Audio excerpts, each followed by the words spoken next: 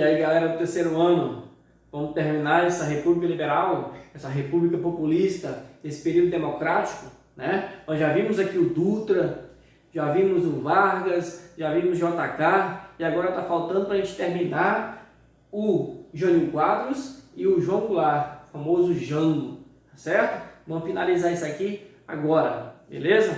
Professor Davidson na área e vamos finalizar aqui este trabalho.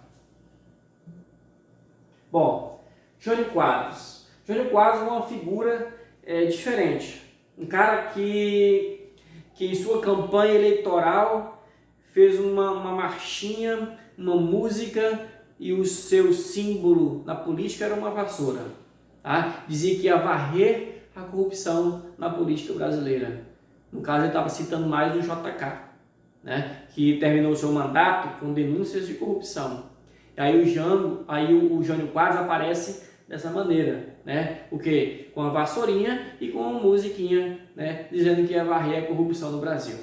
É um cara extrovertido, diferente como a gente vai ver, né? Tem alguns pontos interessantes. Então olha só, o que o Jânio Quadros vai fazer? Cria uma nova política internacional, chamada de PEI, Política Externa Independente. Porque lembre-se, rapazes, lembre-se, meninas, nesse período nós estamos vivendo a Guerra Fria. E a Guerra Fria só tem dois lados. Tá? Capitalismo, representado pelos Estados Unidos, socialismo, representado pela União Soviética. Ou você é um ou você é outro. Os Estados Unidos querendo sempre manter as suas áreas de influência e a União Soviética também querendo sempre manter as suas áreas de influência. Mas o Jânio Quadros ele fala o seguinte: não, eu não quero nem um lado nem o outro, eu quero os dois lados, eu vou trabalhar com os dois lados, eu quero ter relações com todos eles, tá? Quero ter relação com a África, quero ter relação com a Ásia, quero ter relação com o socialismo, com o capitalismo, com a América inteira, eu quero relacionar com todo mundo. Então ele vai fazer uma política externa independente, né? Visando estabelecer relações com todos os povos, particularmente com a área socialista e na África. Aí você já percebe o seguinte: se ele quer fazer relações com o socialismo, com a União Soviética, logicamente que os Estados Unidos não vão gostar.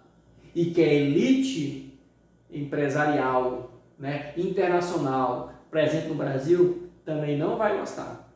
Tá? E ainda mais, socialismo não apenas da União Soviética, mas de Cuba, né? Em 1959 aconteceu a Revolução Cubana. Então, neste período aqui do Jânio Quadros, né, nós já temos Fidel Castro no poder e a Revolução Cubana se alastrando aí, as ideias se alastrando, certo? Então, o que mais com o Jânio Quadros? Defendeu a política de autodeterminação dos povos, condenando as intervenções estrangeiras. O que é isso? Ele defendia que cada nação deveria ter a sua soberania, que cada governo fosse governado por si mesmo e não por outros países, tal como estava acontecendo entre, de um lado, os Estados Unidos, determinando a vida política de vários países capitalistas, e do outro lado, a União Soviética, determinando a vida política da sua área de influência. Então ele defendia, não é para ter isso. Cada povo tem que ter o seu governo próprio, soberano, sem interferência estrangeira. Beleza? Condenou o episódio da Baía dos Porcos. O que é o episódio da Baía dos Porcos? Vimos em aulas anteriores. Tá? Aí lá no período da Revolução Cubana, onde os Estados Unidos contratam mercenários cubanos para atacar, né, o governo cubano. Mas perde. Beleza? Então condenou o episódio da Baía dos Porcos e a interferência norte-americana que provocou o isolamento de Cuba, ou seja, o embargo econômico que os Estados Unidos lançam a Cuba a partir da Revolução Cubana, certo? Criou as primeiras reservas indígenas, olha só que interessante, dentre elas o Parque Nacional do Xingu, que existe até hoje, e os primeiros parques ecológicos nacionais. Muito boa essa iniciativa do Jânio Quadros, beleza? Bom, mas tem um episódio, este episódio aqui vai queimar o Jânio Quadros, muito.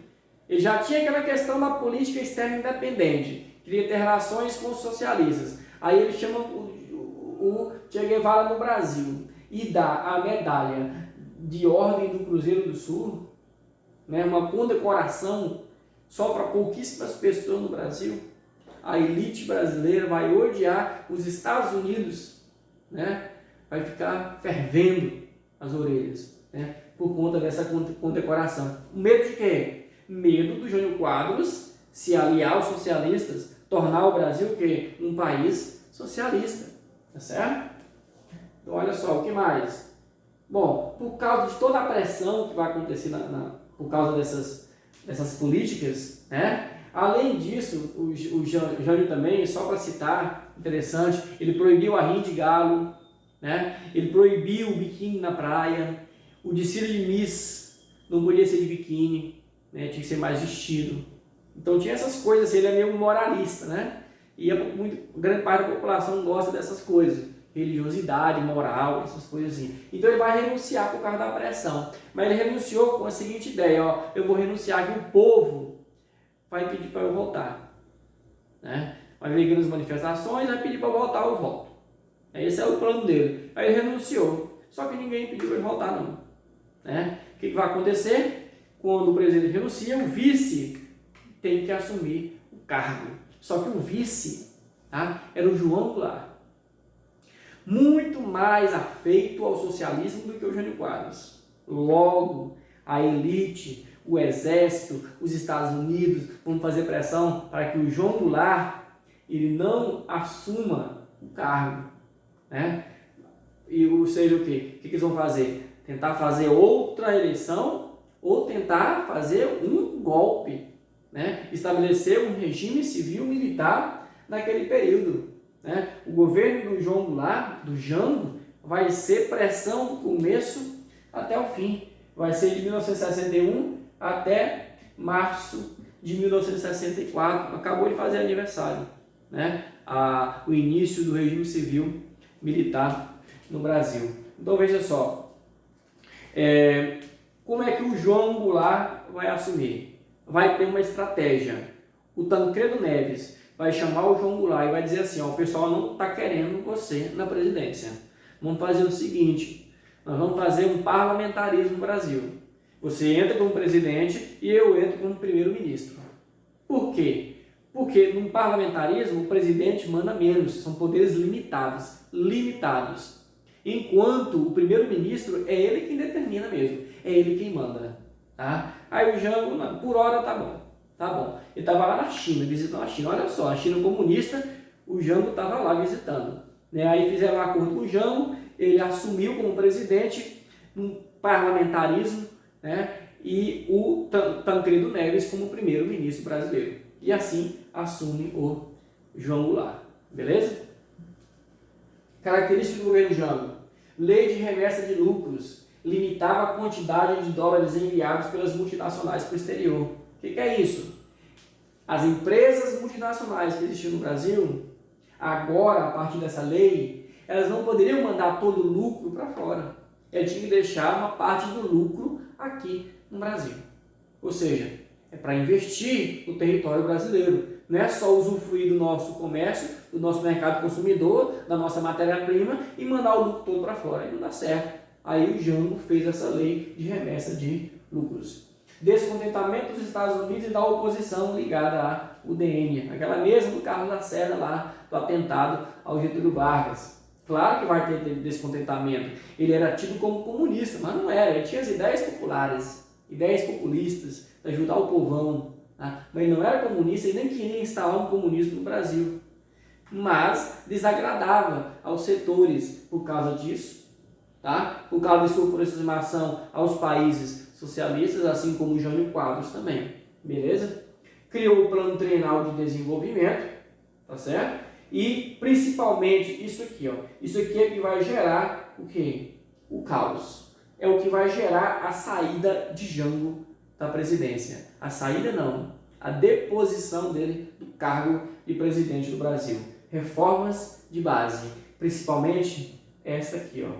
Reforma agrária. Ou seja, pegar as grandes terras improdutivas e fazer o quê? Redividi-las, desapropriá-las e dar aos sem terra, aos camponeses, tá? Então a reforma de base, reforma agrária, educacional, eleitoral, tributária, tá certo? Só que essas reformas de base e o plano trienal, ele só vai fazer depois de acontecer o seguinte: ele vai fazer um plebiscito. O que é um plebiscito? É uma votação geral no país, né? E essa votação geral, ele pedia o quê? Para a população escolher entre o parlamentarismo, que quem mandava era o Tancredo Neves, e o presidencialismo, né? Que quem mandava era ele.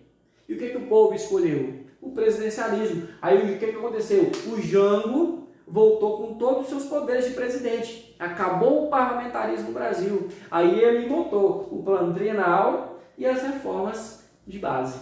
E é aí que vai gerar o conflito por parte de grande parte da elite brasileira, dos militares, né, do capital internacional, dos Estados Unidos, que vai fazer com que Jango seja retirado da presidência sob acusação de tentar instalar um comunismo aqui no Brasil. Claro que a economia estava ruim, a inflação estava alta, estava um caos. Ele vai tentar arrumar com o plano trienal e as reformas de base. Tá certo?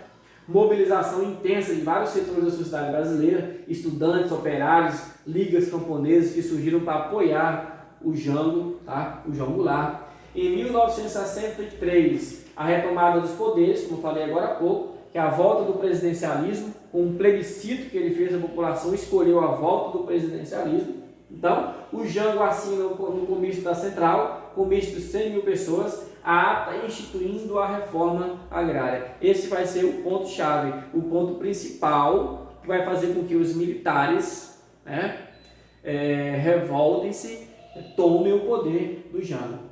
E o que vai acontecer aqui nesse contexto? Marcha da Família com Deus pela Liberdade, uma passeata muito grande da oposição ao governo de Jango, que era formada por quem? Pessoas da classe média, autoridades civis, senhoras católicas e empresários do ramo, né? Empresários riquíssimos do Brasil naquele período. Isso vai fazer com que haja uma grande pressão sobre o Jango e ele seja retirado, né, da presidência do Brasil. Então terminamos aqui a questão do Jango. Então, dia 31 de março de 1964, as Forças Armadas colocam os tanques nas ruas, depondo o presidente Jango. Então acaba o período democrático. Nós já falamos aqui, né, que o período democrático inicia em 1945, após a deposição do Getúlio Vargas, da ditadura do Estado Novo, e vai até 1964, quando acabam novamente as eleições. Período democrático, entende-se votação para a escolha dos governantes.